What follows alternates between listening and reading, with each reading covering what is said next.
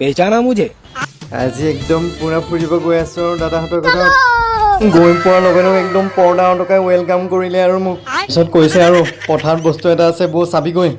তাৰপিছত মোক লৈ গৰু খেতাত লগাই দিলে পুৰা একে আম পাৰিব আহিছিলোঁ আৰু লাদেন আহি গ'ল সি ক'লে এটা লদি চপাত 10টা আম ভৰাই দিম মই বুলি মাৰচোন বাৰু মাৰি দিলে আম নসৰিলে তাৰ মাথাতে পৰিলে মই ভাবিছিলোঁ লাদেনে পঢ়ি আছে আৰু পুৰা তাৰপিছতে গম পালোঁ আৰু সি মোবাইলহে চাই আছিলে